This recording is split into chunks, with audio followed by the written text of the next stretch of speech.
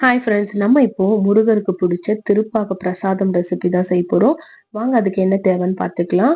100 gram கடலை மாவு, 100 gram சர்க்கரை, 1.5 கப் அளவுக்கு பால், 100 கிராம் முந்திரி, ஒரு 5 ஏலக்காய், குங்குமப்பூ தேவையான அளவுக்கு 100 கிராம் நெய்.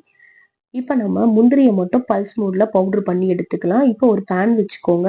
அதுல 1 ஸ்பூன் அளவுக்கு நெய் சேர்த்துட்டு கடலை மாவு வந்து நம்ம வறுத்து எடுக்க போறோம்.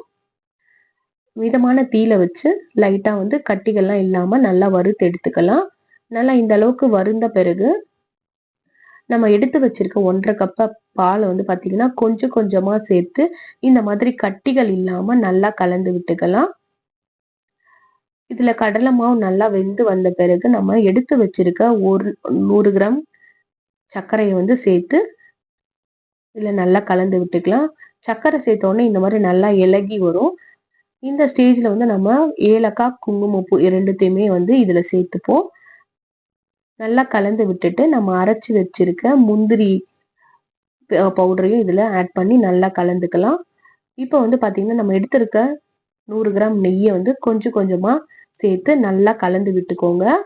ஸ்லிம்ல வச்சு இந்த மாதிரி நல்லா கலந்து விடும்போது பாத்தீங்கன்னா நல்லா சுருண்டு வந்துடும்.